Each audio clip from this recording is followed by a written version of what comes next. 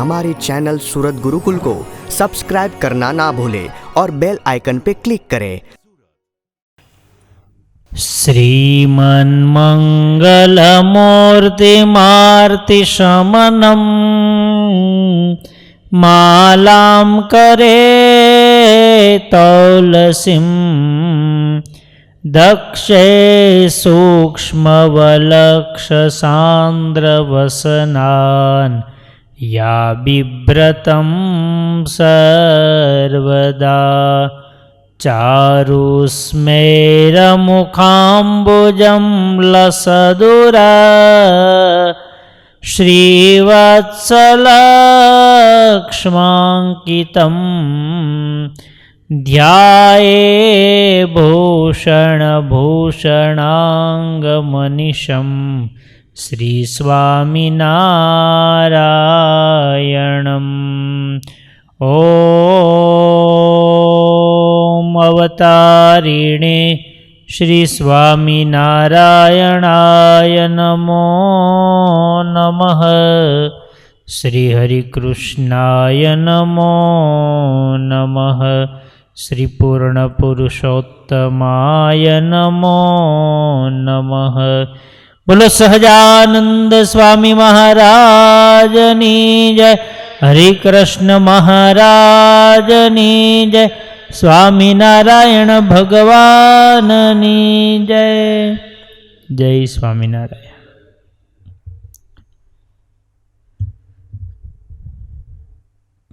सांप्रदायिक चिन्ह तथा नित्य विधिनी कथा चालू है।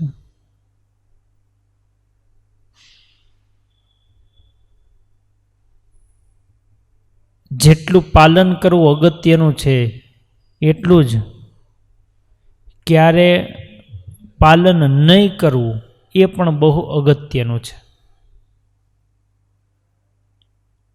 સરસ મજાની 10 લાખ 20 લાખ શ્રદ્ધા પ્રમાણે કરોડ કે 5 કરોડની ગાડી હોય પણ કંપનીવાળા ખાલી 5 કરોડની ગાડીમાં લીવર જ આપે પણ બ્રેક આપે નહીં તો કોઈ ગાડી ખરીદે? મફત આપે તો? રોલ્સ રોય જેવી ગાડી હોય, ટેસ્લા ગાડી, અત્યારે લેટેસ્ટ ગાડી ટેસ્લા ગાડી કહેવાય, પણ બ્રેક જ ન હોય તો એ ધારી ન જાય, અણધારી જાય, ગમે ત્યાં જઈને ભટકાય। જેટલું પ્રગતિ જેટલી ગતિ અગત્યની છે સાથે સાથે એટલી જ એમની સલામતી અગત્યની છે। રોડ ખૂબ સારો હોય પણ જે ગામ આવતું હોય, સ્કૂલ આવતી હોય ત્યાં બમ્પ મૂક્યા હોય, શા માટે બમ્પ? બંનેની સેફટી છે, ગાડી ચલાવનારાની પણ સેફટી છે અને રોડે ચાલનારા અન્ય વ્યક્તિઓની પણ એમાં બહુ મોટી સેફટી છે, નહીતર બંનેને નુકસાન જાય। એ જ રીતે અધ્યાત્મ માર્ગ એવો છે કે એમની અંદર પાલન કરવાના વિધિ ખૂબ કહ્યા છે, અતિશય પાલન કરવાનું પ્રતિપાદન કર્યું છે। જે જેટલું ઝાઝું પાલન કરે ધર્મમ ચિનુયાત એવું લખ્યું છે। ધર્મ તો ચૂંટી ચૂંટીને ભેગો કરવો, પણ સાથે એવા અમુક દિવસો હોય કે જે દિવસો દરમિયાન આપણે ગમે તેવા એકાંતિક ભગવાનના ભક્ત હોય અને ભગવાન સાથે અતિ પ્રીતિ હોય તો પણ લોહીના સંબંધોને કારણે અમુક દિવસો સુધી સ્પર્શ તથા પ્રભુની પૂજા એમનો નિષેધ કરેલો છે, જેને આપણે સૂતક તરીકે ઓળખીએ છીએ। આજના બુદ્ધિજીવી લોકોને તો બહુ મોટો પ્રશ્ન છે કે સૂતક વળી શેનું? એમાંય 7 પેઢીના સૂતક ને 15 પેઢીના સૂતક, એ વળી કયો ન્યાય? એમાં તે વળી એવું શું છે કે પાળવું પડે? પણ આપણી અલ્પ બુદ્ધિ, મંદ બુદ્ધિ એ પાર લઈ શકતી નથી, પણ સૂતક પાળનારાને ફાયદો તો ચોક્કસ છે। બીજા સૂતકનું બહુ સંશોધન થયું હશે કે નહીં, પરંતુ રજસ્વલાના ધર્મો છે એમનું તો એટલું બધું સંશોધન થયું છે કે રજસ્વલા સ્ત્રી છે એમની કોઈના ઉપર દ્રષ્ટિ પડી હોય તો એમણે કંઈક ગુમડું થયું હોય તો એ રૂજાતું નથી. છોડ ઉપર એમનો પડછાયો પડે તો એમનો વિકાસ અટકી જાય છે. આવા કેટલાય પ્રસંગો છે આજે બનેલા છે, સંશોધન થયા છે. આપણા શાસ્ત્રો કે આપણા ઋષિમુનિઓ છે કંઈ અબુધ નહોતા કે એમણે ના પાડી દીધી.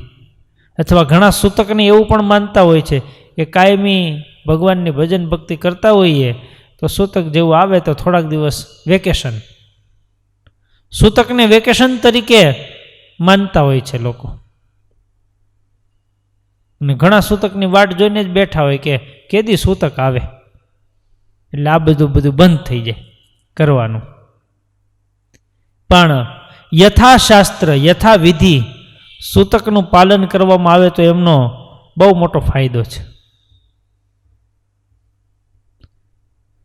મુખ્યત્વે બે પ્રકારના સૂતક હોય છે. એક છે જન્મનું સૂતક અને બીજું મરણનું સૂતક. જન્મ સમયે પણ સમાચાર મળે એટલે સૂતક પાળવાનું હોય અને મૃત્યુ સમયે પણ પાળવાનું હોય. બંનેની અંદર એક વસ્તુ સર્વસામાન્ય છે. જન્મનું સૂતક હોય કે મરણનું સૂતક હોય, બંને સમયે ઈશ્વર પૂજા, મૂર્તિનો સ્પર્શ એ થઈ શકતો નથી. જ્યારે બંને વચ્ચે તફાવત એટલો છે કે જન્મના સૂતક વખતે કોઈકનો સ્પર્શ કરવામાં વાંધો હોતો નથી, વ્યક્તિનો, મૂર્તિનો તો નથી જ થતો, જન્મ કે મરણનો હોય. પણ જન્મના સૂતક દરમિયાન અમુક દિવસો પછી અન્ય વ્યક્તિઓનો સ્પર્શ થઈ શકે છે. મરણના સૂતકમાં કોઈનો સ્પર્શ થઈ શકતો નથી. કોને કેટલું સૂતક પાળવું જોઈએ એ આજે સમાજમાં બધાને ખબર હોતી નથી. બહુ મોટો પ્રશ્ન હોય છે. કાંઈક હોય એટલે તરત ફોન કરે, સ્વામી સૂતક કેટલું પાળવાનું, શું કરવાનું? પણ સત્સંગી જીવન વગેરે ગ્રંથોની અંદર સ્પષ્ટપણે સૂતક નિર્ણય કરવામાં આવ્યો છે. પુત્રીનો જન્મ સમય થાય કે પુત્રનો જન્મ થાય તો પિતા છે એમણે પહેરેલા વસ્ત્રોએ સ્નાન કરવું. સૂતકની શરૂઆત ત્યાંથી થાય છે. જન્મ બાબતમાં પિતાએ સ્નાન કરવું. નવજાત શિશુના પિતા એમણે 10 દિવસ સુધીનું સૂતક પાળવાનું હોય છે. હવે એ પુત્રની માતા હોય કે જેમના થકી પુત્ર અથવા પુત્રીનો જન્મ થયો છે, તો જો માતા થકી પુત્રનો જન્મ થયો હોય તો 10 + 21 દિવસ બીજા. પુત્રનો જન્મ હોય તો એમને 31 દિવસનું સૂતક હોય છે, અને દીકરીનો જન્મ હોય તો 10 દિવસ તો પ્રથમના ખરા જ, પણ ત્યારબાદ 1 મહિનો એટલે કે 40 દિવસ સુધીનું સૂતક એ જન્મદાત્રી એવી માતા એમને લાગે છે. ત્યારબાદ 7 પેઢીના જે કોઈ એમના સગા સંબંધી કહેવાતા હોય એમને 10 દિવસનું સૂતક લાગે છે. 8 પેઢીથી લઈ અને 14 પેઢીના જે કોઈ હોય એમને 3 દિવસનું સૂતક લાગે છે. અને પછી 15 પેઢીથી 21 પેઢી સુધીના હોય તો એમને 1 દિવસનું સૂતક લાગે છે. અને એના કરતાં વધારે કોઈ દૂરના હોય તો એમને ખાલી સ્નાન કરવા માત્રથી સૂતક છે એ જતું રહે છે.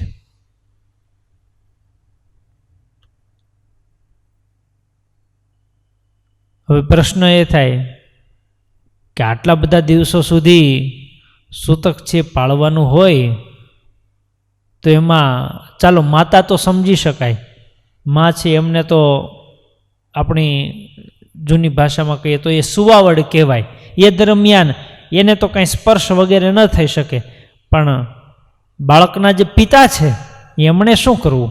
તો એમના માટે કહ્યું કે પુત્રના જન્મના દિવસે, 6ઠ્ઠા દિવસે તથા 10મા દિવસે જે બાળકના પિતા હોય એમને સૂતક લાગતું નથી. તો આપણે થાય આ દિવસે સૂતક શા માટે નહીં? જો પહેલાના સમયમાં એવી રીત હતી કે કોઈને ત્યાં જન્મ થાય એટલે શું વેચે? પેંડા વેચતા નહીં. હવે પેંડા બંધ થઈ ગયા, હવે શું વેચતા હોય આપણને ખબર નથી. પણ પ્રથમ દિવસે જન્મ થાય એટલે તરત જ બાળકના પિતાને સૂતક હોતું નથી, એટલે એમની ઉજવણી કરવામાં આવે, જેને જાત કર્મ સંસ્કાર પણ કહેવામાં આવે છે. ઘનશ્યામ મહારાજનો જન્મ થયો ત્યારે ધર્મદેવે ખૂબ દાન કર્યું, આવું સત્સંગી જીવનની અંદર શતાનંદ મુનિએ લખ્યું છે. તો આપણને થાય જન્મની તરત તો પિતાને સૂતક લાગ્યું હોય, પણ શાસ્ત્રોએ ના પાડી છે. પ્રથમ દિવસે સૂતક લાગતું નથી. પછી 6ઠ્ઠો દિવસ હોય, એ 6ઠ્ઠીનો દિવસ કહેવાય, ત્યારે સગા સંબંધીઓ પણ ભેળા થયા હોય છે. એટલે એ દિવસે પણ પિતા છે એમને સૂતક લાગતું નથી. અને 10મા દિવસે પણ બ્રાહ્મણો વગેરેને ઘણા લોકો પુત્ર જન્મોત્સવ મનાવવા માટે થઈ અને જમાડતા હોય, દાન દક્ષિણા ભેટ અર્પણ કરતા હોય, એટલે 10મા દિવસે પણ સૂતક લાગતું નથી. 1 થી 10 દિવસ કહી દીધા છે, પણ પ્રથમ દિવસ, 6ઠ્ઠો દિવસ અને 10મો દિવસ એ સૂતક માટે કહ્યો નથી.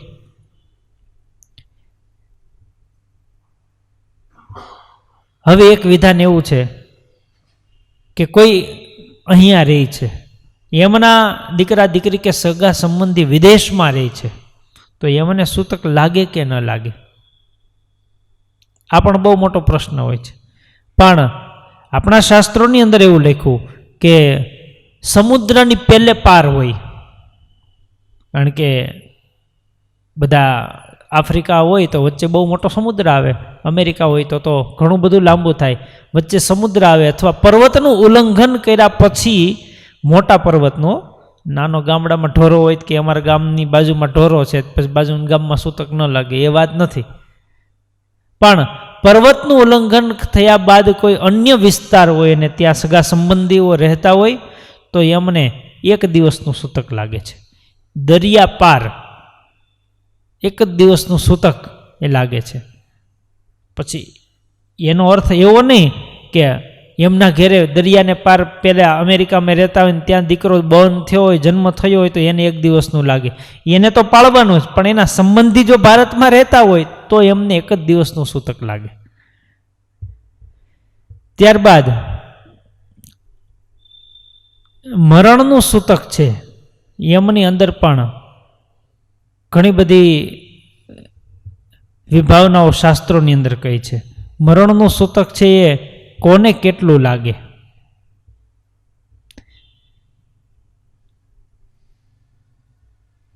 બાળકનો જન્મ થાય અને એના દાંત ન ઉગ્યા હોય અને બાળકનું મૃત્યુ થાય તો સ્નાન માત્રથી મૃત્યુનું સૂતક એ પૂર્ણ થઈ જાય છે. હવે બધા મરણના સૂતક કહું છું. ત્યારબાદ દીકરાનો જન્મ થયો હોય અને દાંત ઉગ્યા હોય અને એમના મસ્તક ઉપર કેશ આવી ગયા હોય, થોડા થોડા ઝીણા ઝીણા વાળ આવી ગયા હોય અને દીકરાનું મૃત્યુ થાય તો 1 દિવસનું સૂતક લાગે છે. 8 વર્ષ સુધીનો દીકરો હોય અને હજી 8 વર્ષ એટલે ક્યાંથી ગણવાના? કેશ ઉતારવાથી માંડીને, કેશ ઉતાર્યા ન હોય તો 1 દિવસ સુધીનો, પણ કેશ ઉતાર્યા હોય પછી છોકરો મોટો થયો હોય અને 8 વર્ષ સુધીનો હોય. 8 વર્ષની ઉંમર મર્યાદા એ આપણા શાસ્ત્રોની અંદર યજ્ઞોપવિતને કારણે લખવામાં આવી છે.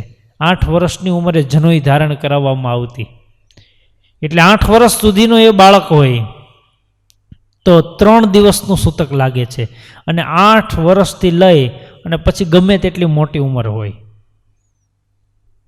તો એ 10 દિવસનું મૃત્યુનું સૂતક એમના સગા સંબંધીઓ એમના માતા પિતાને કહેતા સૂતક લાગે છે. હવે મરણના સૂતકની અંદર પણ સીધું સામાન્ય હોય તો આપણને સમજાઈ જાય એવું છે,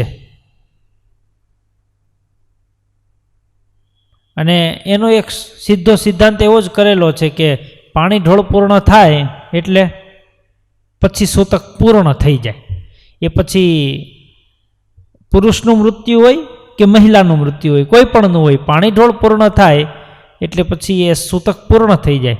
પણ ઘણી વખત અટપટા સૂતક એવા હોય છે કે જેનો નિર્ણય આપણી રીતે આપણે કરવો ઘણો અઘરો હોય છે, પણ શાસ્ત્રોમાં બતાવેલું છે કે પરણાવેલી દીકરી હોય અને એમનું મૃત્યુ પિયરમાં થાય તો એમના માતા પિતા છે એમણે 3 દિવસનું સૂતક પાળવું. જો એનું સસરા કુળ છે એને તો પૂરેપૂરું જ લાગે હો, પણ એ દીકરી એનું પિયરમાં મૃત્યુ થયું તો 3 દિવસનું જ, ભલે સગી પોતાની દીકરી છે છતાંય એના જે સાસુ સસરાને એમનો પરિવાર છે એને વધારે સૂતક લાગે. કારણ કે હકીકતમાં એ દીકરી ભલે એનો ઉત્પન્ન અહીંયા થયો પણ એમની ગણતરી ક્યાં થાય? એમનું જે સસરા પક્ષ છે ત્યાં થતી હોય. પરણાવેલી બહેન હોય અને એમનું પિયરમાં મૃત્યુ થાય તો એમના જે ભાઈઓ છે એમને 1 દિવસનું સૂતક લાગે છે. પરણાવેલી દીકરી એમનો પિયરમાં બાળકને જન્મ થાય તો એમના માતા પિતાએ 3 દિવસનું સૂતક પાળવાનું હોય છે. એટલે પ્રથમ વખતે આપણે જાણીએ છીએ કે કોઈ પણ બાળક હોય એમનો એમના મામાને ત્યાં જન્મ થયો હોય.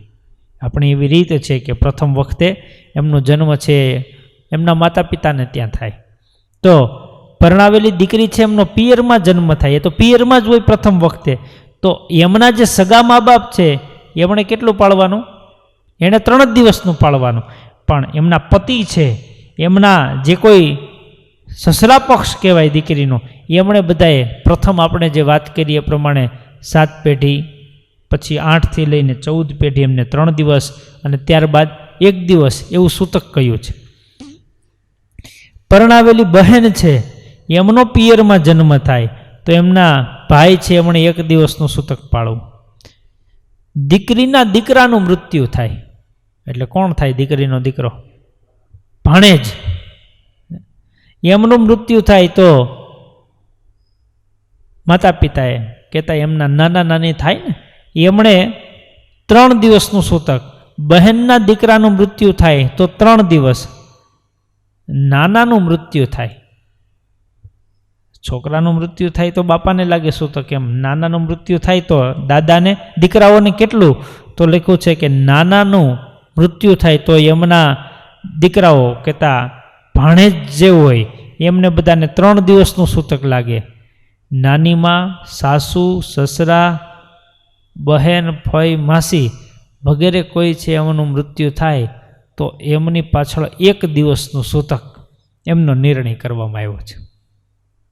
આપણને થાય આટલું બધું યાદ કેમ રાખવું? 1 દિન, 3 દિન, 5 દિન, 7 દિવસને એટલે ઘણાય કે આપણે જ બધું કાઢી નાખ્યું, બધું હરખું. પણ ઘણો બધો હિસાબ યાદ રાખીએ છીએ, કોના લીધા, કોને દેવાના છે ને કોના લીધા એ નથી દેવાના, આ બધું યાદ હોય તો પછી કેમ આપણને આટલું યાદ ન રહે?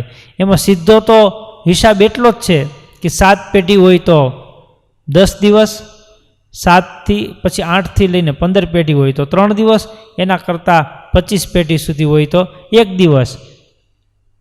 આ સર્વસામાન્ય છે. અને છતાં પણ ક્યારેક આપણને પ્રશ્ન થાય તો જાણકાર સંતો હોય એમને પૂછી લેવું જોઈએ. હવે એક પ્રશ્ન એવો આવે કે સૂતક લાગે ક્યારથી? હવે ઘણા એવું પ્રશ્ન હોય કે એને ખબર જ ન હોય, એના સંબંધી હોય એમાં કોઈનું મૃત્યુ થયું અથવા જન્મ થયો તો ખબર જ ન હોય તો શું કરવું? નહીં પાળવાનું? અત્યારે સમય એવો છે, હજી છોકરાનો જન્મ ન થયો એ પહેલાં ખબર પડી જાય. ડૉક્ટર જ કહી દે કે આજે બપોર પછી 4:30 વાગે જન્મ થશે. એટલે અત્યારે લગભગ કોઈ અજાણ રહેતું નથી, ને છતાંય ખબર ન પડે. તો જ્યારથી ખબર પડી હોય ત્યારથી માંડી અને પછી એમના જેટલા દિવસો બાકી રહ્યા હોય એટલા દિવસનું સૂતક છે પાળવાનું હોય છે. ગ્રહસ્થોને આ બધા સૂતકના નિયમો છે. જ્યારે ત્યાગી સાધુઓ છે એમને સૂતક કયું આવે? ત્યાગી સાધુઓ માટે એક લીગલ સૂતક છે અને એક અનલીગલ સૂતક છે. લીગલ એટલે કે પાળવાનું હોય. કેટલું? અમારા સાધુઓ છે એમને એટલું સૂતક કહ્યું કે માતા પિતાનું મૃત્યુ થાય અને સમાચાર મળે તો વસ્ત્રોએ સહિત સ્નાન કરી લેવાનું. જય સ્વામિનારાયણ. અને સમજુ સંતો હોય તો એમને એટલું જ કહેવામાં આવે, એમ કાંઈ કોઈ ન કહે કે તમારા પપ્પા વૈયા ગયા, તો ખાલી એટલું જ કહે કે સ્વામી લ્યો તમારું ધોતિયું બાથરૂમમાં મૂકી આવું છું, વસ્ત્રે સહિત સ્નાન કરી લેજો. પછી આને સંશોધન ન કરવાનું હોય કોણ ગયું એ, કારણ કે એમને સગા સંબંધીઓ સાથેનો કોઈ સંબંધ રહેતો નથી. શાસ્ત્રોની અંદર વિરજા હોમ બતાવવામાં આવ્યો છે. સંતો જ્યારે દીક્ષા લે ત્યારે દીક્ષા વખતે વડતાલ ગોપાળાનંદ સ્વામીના આસને યાગ કરવામાં આવે છે, જેને વિરજા હોમ કહેવાય છે. આ વિરજા હોમ એ પવિત્ર ભૂદેવો આહુતિઓ આપતા હોય ત્યારે એમના જે સગા સંબંધીઓ લોહીના જે કાંઈ સૂતક હોય એ બધા નષ્ટ થાય એ માટેની આહુતિઓ એ દરમિયાન આપતા હોય છે. પાર્ષદ હોય ત્યાં સુધી એ લીગલ નથી કહેવાતું, પણ દીક્ષા લઈ લે પછી એમનો પરિવાર સાથેનો સંપૂર્ણ નાતો તૂટી જાય છે. કોઈ રાખે તો એને મુબારક છે, પણ સંપૂર્ણ નાતો છે એ જન્મ મરણના સૂતકનો એમના ઉપર જે કહેવાય એ બધો છૂટી જાય છે. પણ શાસ્ત્રોની અંદર ખાલી એટલું જ વિધાન કર્યું કે જેના થકી એમનો જન્મ થયો છે એવા એમના મા બાપ છે, એમનો એમના ઉપર થોડો ઉપકાર કહેવાય. એટલે સમાચાર મળે ત્યારે વસ્ત્રે સહિત સ્નાન કરવું. આ લીગલ સૂતક છે. ત્યાગી સાધુઓ માટે અનલીગલ સૂતક કયું? અનલીગલ એટલે કર્યું હોય તો પાળવાનું, ન કર્યું હોય તો ન પાળવાનું, એને અનલીગલ કહેવાય. કોઈક સંત અથવા કોઈક ભગવાનના ભક્ત એમનું મૃત્યુ થયું હોય અને એમના અગ્નિ સંસ્કારમાં જોઈએ ગયા હોય, એમનું શબ જોયું હોય, તો પછી એમને તારા સૂતક લાગે છે. જ્યાં સુધી આકાશની અંદર તારા ન દેખાય ત્યાં સુધી એમણે કોઈ વસ્તુઓનો સ્પર્શ ન થાય. દેવ મંદિરની અંદર ઠાકોરજીના દર્શન કરવા માટે પણ એ જઈ શકે નહીં. અને કોઈ વસ્ત્રનો જેમ સૂતકમાં સ્પર્શ ન થાય એમ ત્યાગી સાધુ હોય તો પણ એમણે કોઈ વસ્તુનો સ્પર્શ ન કરવો, આવું વિધાન છે. કોને કેટલું પાળવાનું એ તો સમજ્યા, પણ એ દરમિયાન શું કરવું ને શું ન કરવું એ પણ બહુ અગત્યનું છે. પહેલું, સૂતક હોય ત્યારે સૌથી પહેલો એ પ્રશ્ન આવે કે પૂજા કરાય?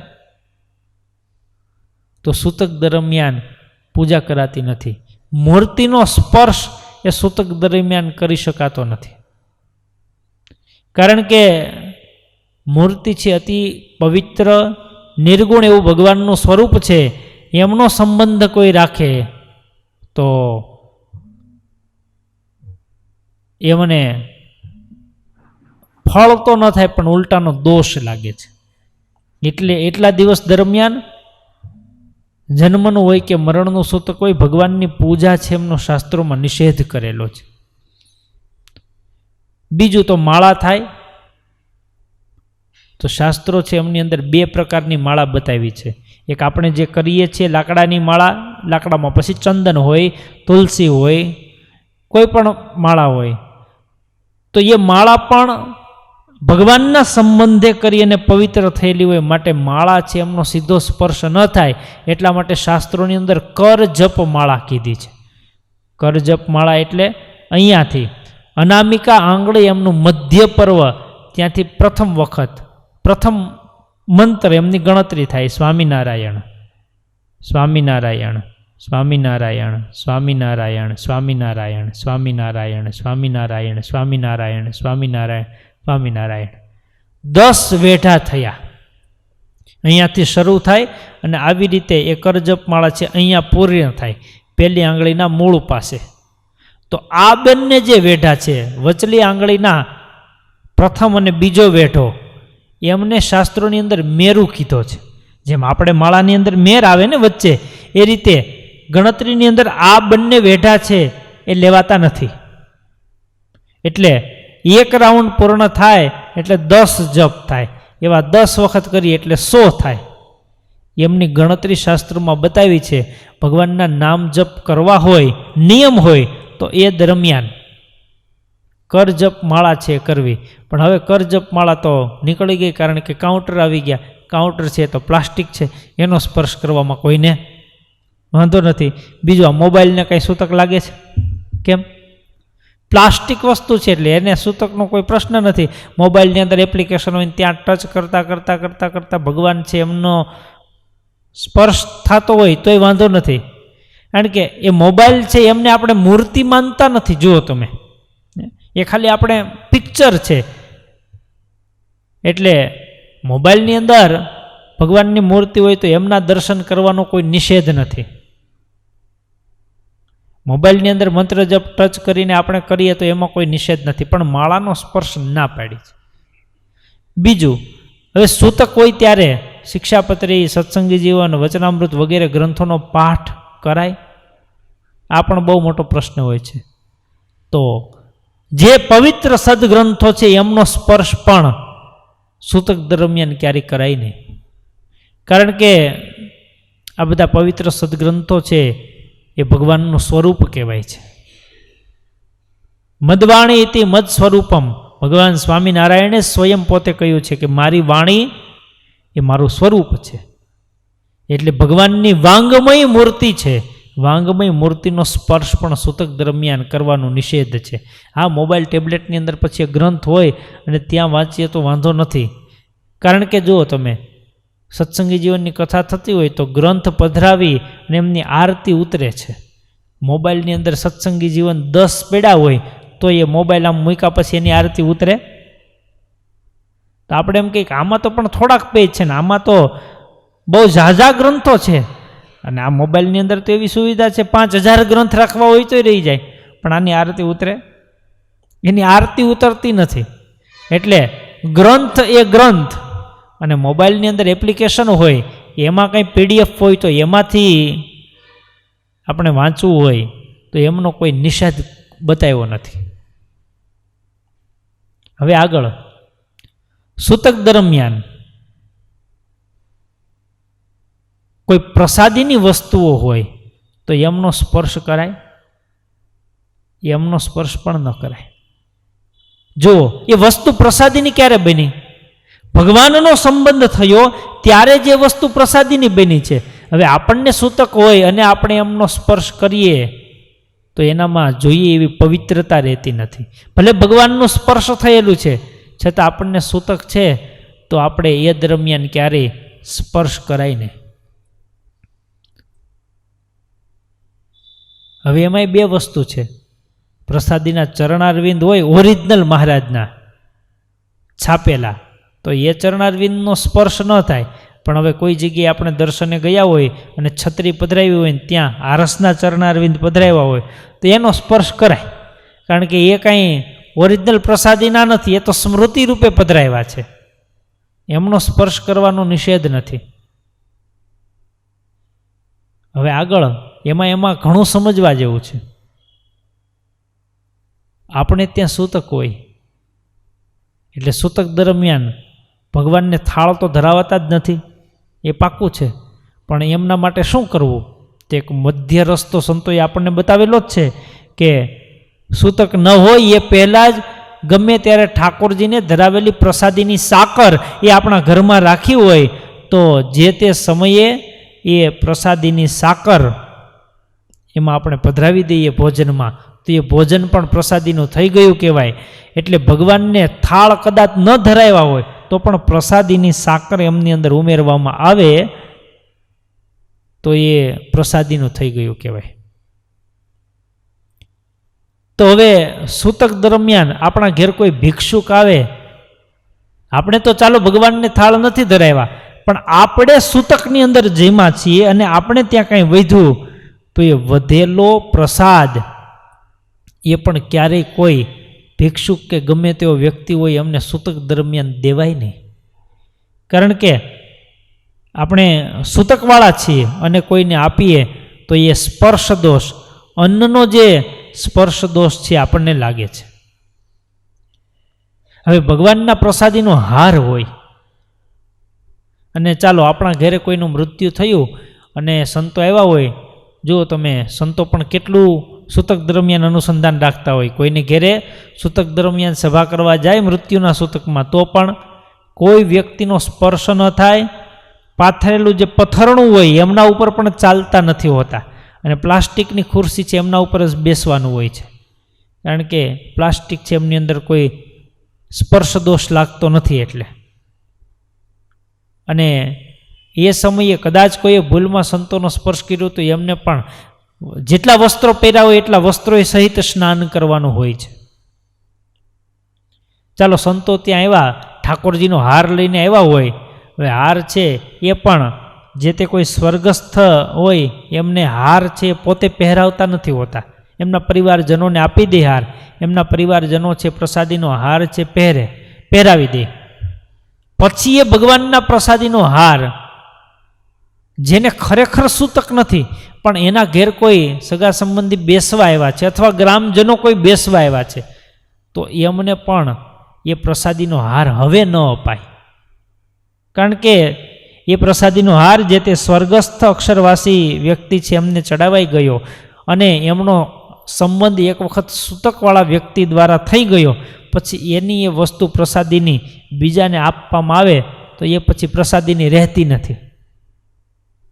એટલે એનું પણ ખૂબ અનુસંધાન છે એ પાલન કરવું જોઈએ. બીજું, વસ્ત્ર છે એમાં કયા વસ્ત્ર છે એમને સૂતકનો દોષ લાગે ને કયાને નથી લાગતો, તો રેશમી વસ્ત્ર છે એમને સૂતક છે લાગતું નથી, ઊનનું વસ્ત્ર છે એમને પણ સૂતક લાગતું નથી. જ્યારે અન્ય કોટન કે બીજું કોઈ પણ કાપડ હોય તો એમનો સ્પર્શ નિષેધ છે. એટલે ઊનનું આસન પૂજામાં શા માટે પાથરવાનું કહ્યું છે? એક તો ઊન પવિત્ર છે અને બીજા નંબરે ઊન છે એમની અંદર કોઈ સ્પર્શ દોષ એ શાસ્ત્રોમાં કહ્યો નથી. એટલે આ બધી વસ્તુઓ છે એમના સૂતક નિર્ણય એ શાસ્ત્રોની અંદર ખૂબ વિસ્તારથી કહ્યા છે. બીજું, સૂતક કોઈ વ્યક્તિને હોય ત્યારે દેવ મંદિરે અવાય કે નહીં, આ બહુ મોટો બધાને પ્રશ્ન હોય છે અને ઘણા સૂતકમાં પછી મહિનાઓ નીકળી જાય ને પછી જય સ્વામિનારાયણ કંઈ નહીં આપણે.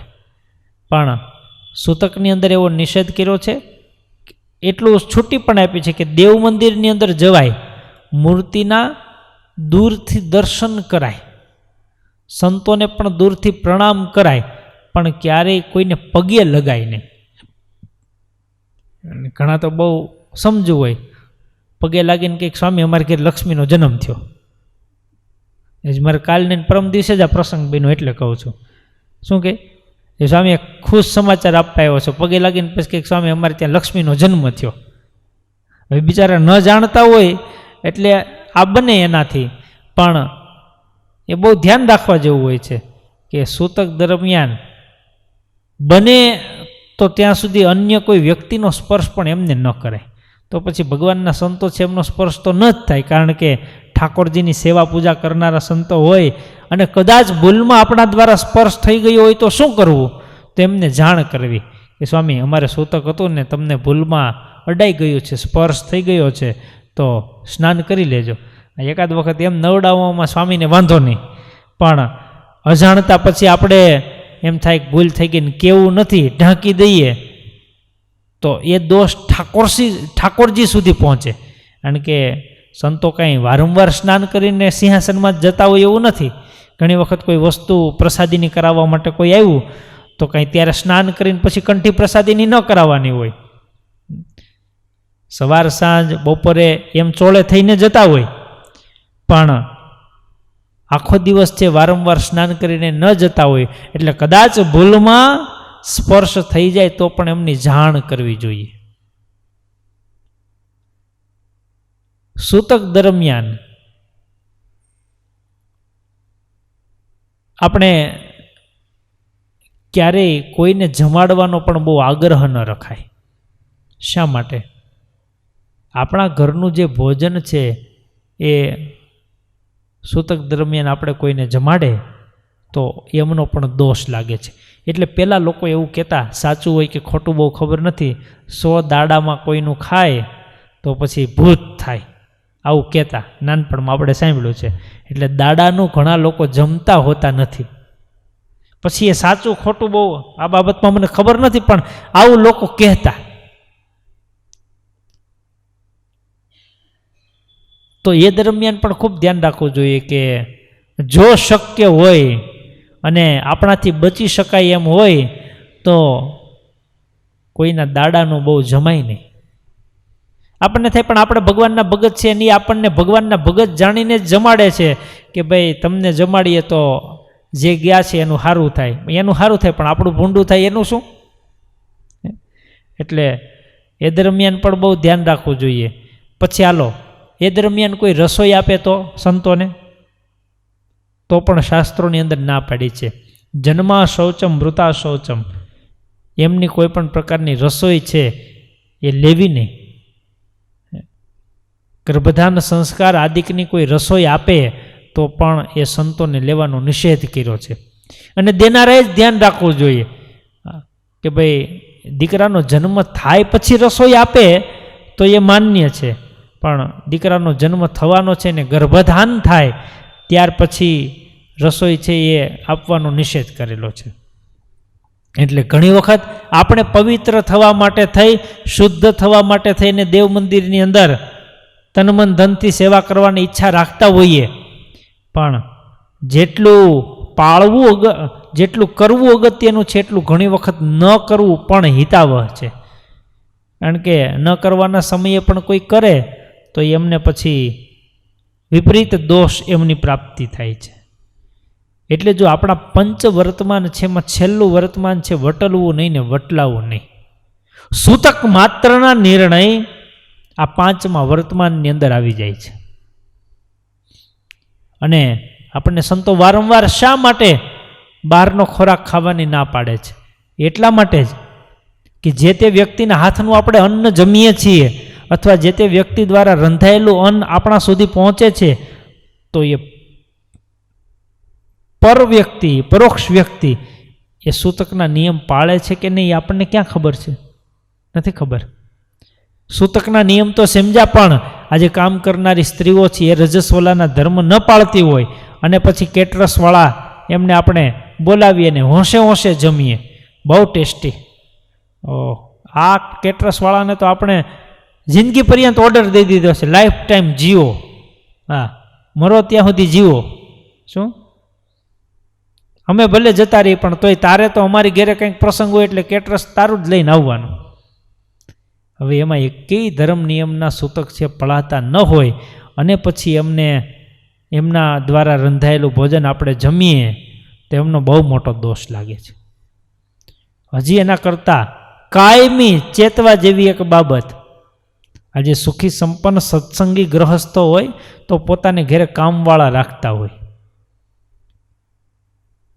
તમે શું કરો કે આમ નવરા પેડા ટીવી જોઈ તો કામ કોણ કરે? કે જે આવે બીજા એ કરી જાય.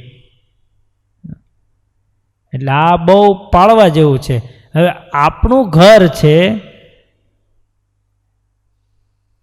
એ આપણું જ છે, બીજાના ઘરનું પાણી ન પીવે ઘણા, તમે જોજો. બીજાના હાથનું સ્પર્શેલી વસ્તુ ન જમે, પણ પોતાના ઘરે કામવાળા આવતા હોય એ બધી વસ્તુને અડતા હોય તો એ ચાલે. આ સત્સંગી આ બાબતે તો બહુ ધ્યાન રાખવા જેવું છે.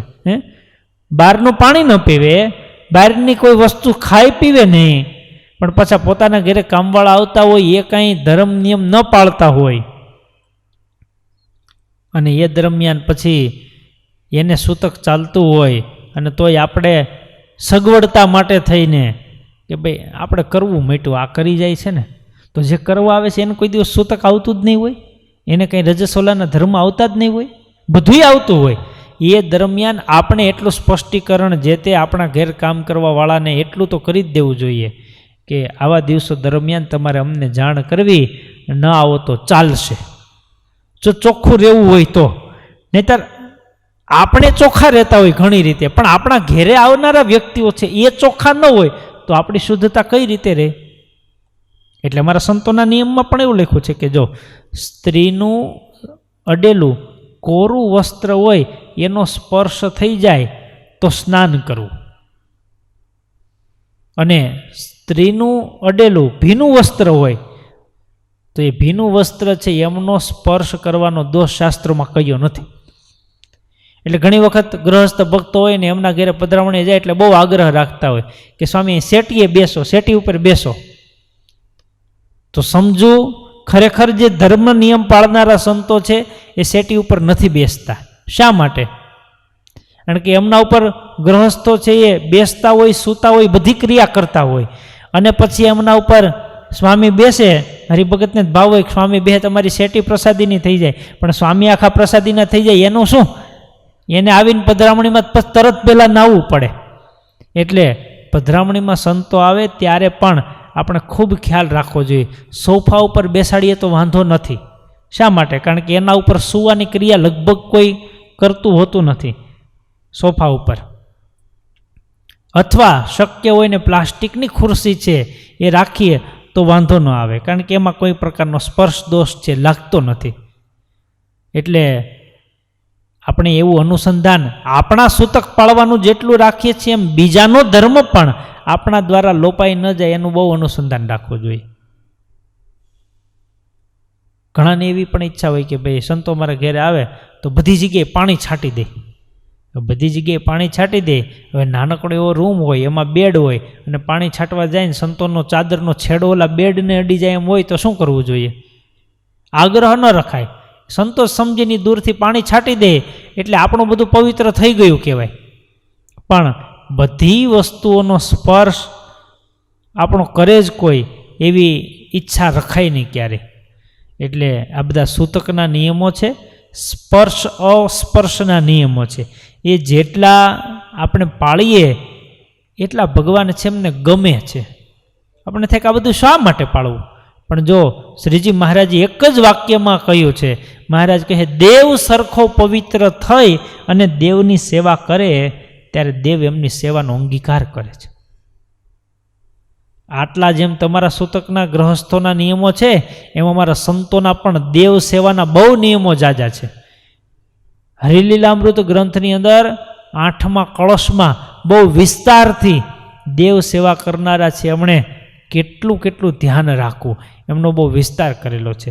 ત્યારે જેટલા આપણે પવિત્ર શુદ્ધ થઈ અને દેવની સેવા કરીએ એટલા ભગવાન છે એમનો વાસ જલ્દી થાય છે. અત્યારની બહુ આધુનિક માન્યતાઓને આધારે હવે એ બધું જૂના જમાનાનું કાઢી નાખો ને હુતક બુતક, નહીતર તો અમારે હુતક કોઈ દી મટે જ નહીં. અમારો તો પરિવાર જ એવડો. પણ માનસિક સ્મરણ કરવામાં પ્રભુ છે એમની માનસ ભક્તિ કરવામાં કોઈ નિષેધ નથી. એટલે કદાચ સૂતક દરમિયાન ભગવાનની મૂર્તિનો, માળાનો, સદગ્રંથનો સીધો સ્પર્શ ન થઈ શકતો હોય તો પણ માનસ ભાવથી ભગવાનનું ચિંતન, ભજન એ થઈ શકે છે. ડિજિટલ બધી વસ્તુઓના માધ્યમથી ગ્રંથોના પાઠ પણ થઈ શકે છે. ઉલટાનું અત્યારે તો સૂતક પાળવા હોય તો એમના માટે સામે એટલી ફેસિલિટી થઈ ગઈ છે. એટલે જેટલું આપણે પાલન કરીએ એટલું આપણા જીવનની અંદર ભગવત્તા અને પવિત્રતા એમનો વધારો થાય. ખાસ આ વિષય એટલા માટે જ લીધો, ગઈકાલે સંત દર્શનનો ટોપિક હતો, તો સંત દર્શન ક્યારે કરવા ને ક્યારે ન કરવા એને રિલેટેડ આ સબ્જેક્ટ હતો.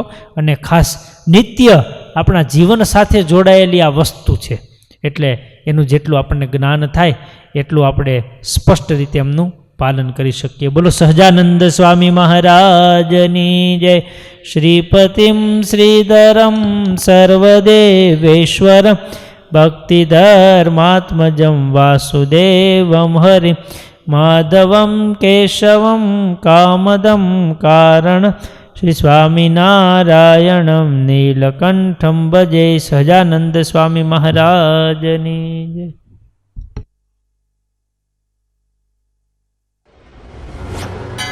જય સ્વામિનારાયણ.